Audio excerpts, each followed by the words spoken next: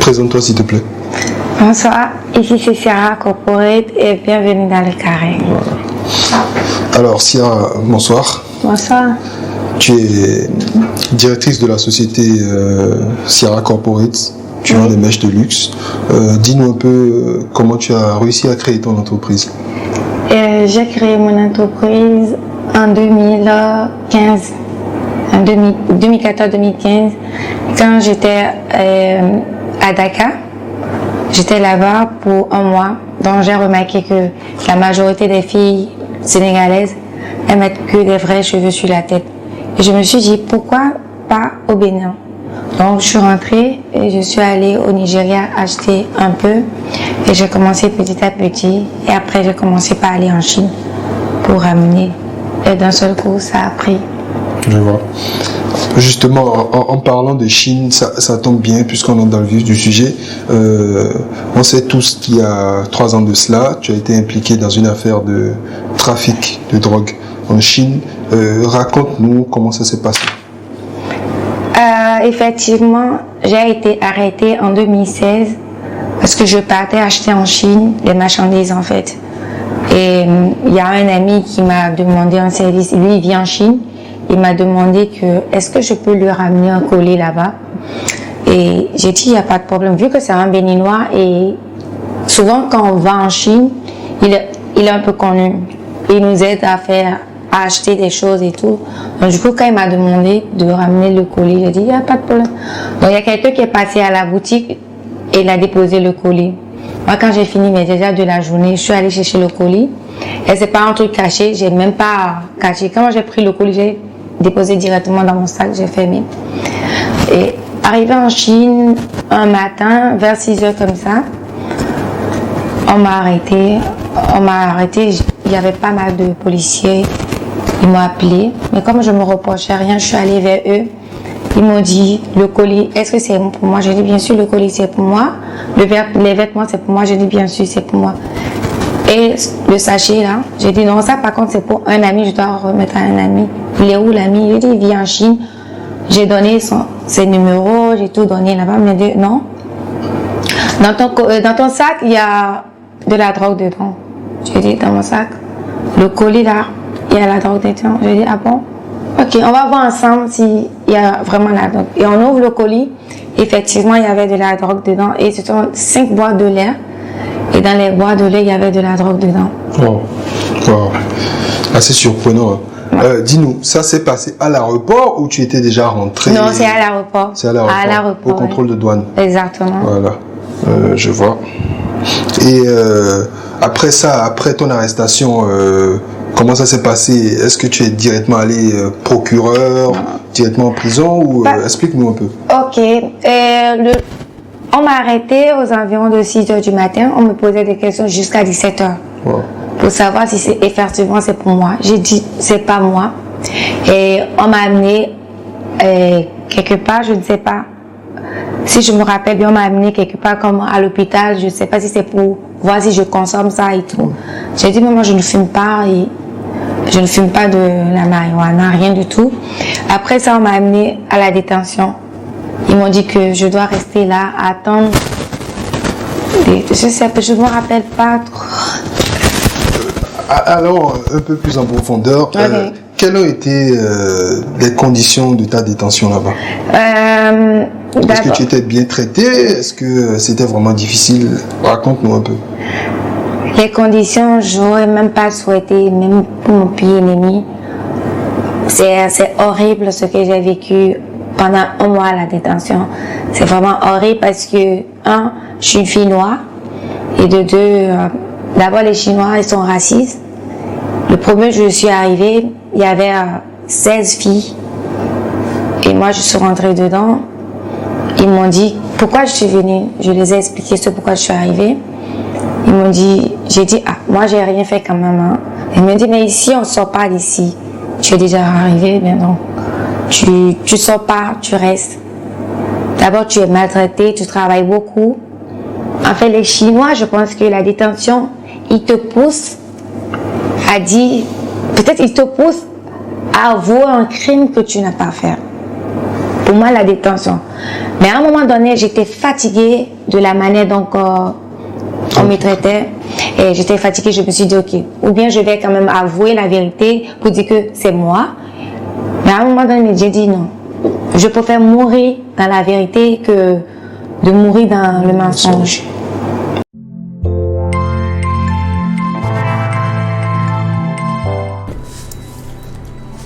Madame, votre monnaie. Madame!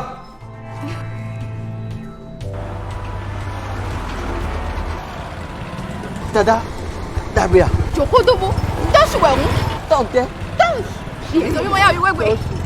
Incroyable, le MTN Touch Rio, ton téléphone Android 3G gratuit. Offre-toi 3 Go d'internet par mois pendant 4 mois, plus ton téléphone Android 3G gratuit à 16 000 francs CFA. Rends-toi vite dans une agence MTN ou chez un de nos revendeurs agréés. Attention, stock limité. Everywhere you go.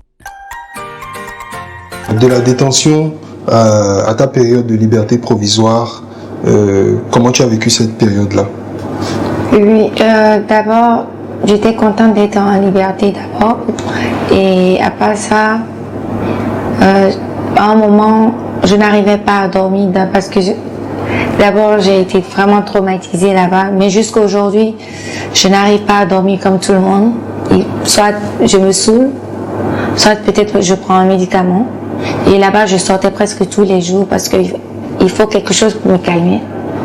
Et c'était vraiment 1 an là-bas, c'était pas la joie. Mais personne au Bénin ici, d'abord, on m'a pas aidé là-bas, même les gens des Béninois. Je vivais tranquille, mais dans la tête, ça ne va pas. Ça ne va vraiment pas. Il n'y a eu aucun soutien. Il n'y a eu aucun personne soutien. Pour te dire, Ciara, comment tu t'en sors et tout. J'ai eu que des critiques, mais pas de soutien. Justement, en parlant de critiques, étais-tu au courant que ici, au Bénin, tes compatriotes te critiquaient beaucoup pendant cette période-là? Est-ce que ça t'a affecté? Au Bénin, en fait, quand on m'a arrêté, ils ont pris mes téléphones, en fait. Donc, je ne savais pas ce qui se passait. Je ne savais même pas si on me critiquait, je ne savais même pas si on me cherchait même. Je ne savais rien du tout. C'est après que j'ai pris mon téléphone que j'ai eu beaucoup de messages. Et d'un coup, j'étais déçue. Et jusqu'à présent, j'ai une haine envers les gens de mon pays, en fait. Parce que, vous ne savez pas dans quoi la personne était. Vous ne savez pas. Et parce qu'il y a un problème. On a commencé par la critiquer. Vous n'avez même pas cherché à savoir qu'est-ce qui s'est vraiment passé et pourquoi elle a été arrêtée. Je pense que c'est le côté que j'ai pas aimé envers mon peuple, en fait. Ça peut se comprendre. Et le jour de ta libération, qu'est-ce que tu as eu comme sentiment? Qu'est-ce que tu as ressenti? J'avais juste envie de voir ma fille. J'étais tellement contente. À un moment donné, c'est comme si j'étais toujours à la détention, mais je rêvais, en fait. Ouais. Mais à un moment, je me suis dit, non, mais arrête, tu ne rêves pas. J'étais contente, j'avais juste envie de rentrer. Durant toute cette période difficile que tu as eu à traverser, j'imagine que pour ta famille, ça n'a pas été facile. Comment ils ont vécu cette situation-là? D'abord, celle qui a été plus touchée, c'est ma petite soeur. D'habitude, quand elle sortait, on disait voilà, elle est droguée, des trucs comme ça. Mais ma mère aussi. Mais ma mère, je ne sais pas tout, elle a eu le courage. Elle était vraiment forte. Quand elle sortait, on lui disait voilà, c'est sa maman, c'est sa maman. Et vraiment, ma fille aussi, mais bon.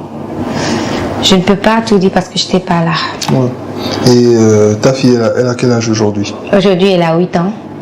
Donc elle avait eu le temps de comprendre ce qui se passait ou pour elle ne comprenait rien. Ma mère m'a dit un truc qui m'a...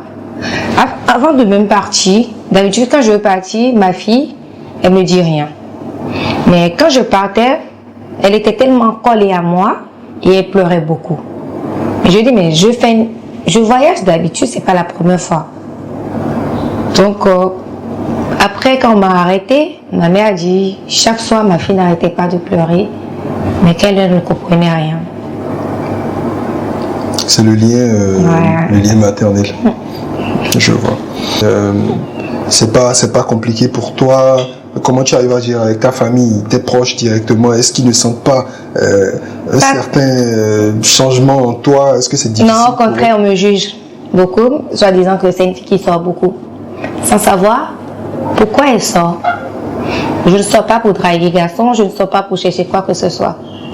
Mais j'ai juste envie d'être avec des gens pour pouvoir oublier le passé. Ouais.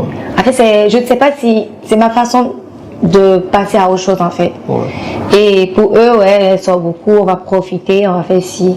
Mais en réalité, ils ne savent pas ce que j'endure vraiment en fait. Et en gros, jusqu'à maintenant, c'est toujours un traumatisme pour toi? Moi, je pense.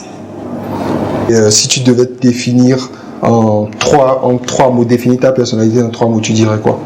Et, je ne suis pas une personne cachée, je suis une fille, je dis la vérité, surtout la vérité. Et j'aime pas garder les gens à cœur en fait. Okay. C'est peut-être ça, je sais pas pourquoi à cause de ça les gens me détestent, mais je dis la vérité. Et quand j'ai quelque chose contre quelqu'un, je sais pas garder. Je dis ce que je pense.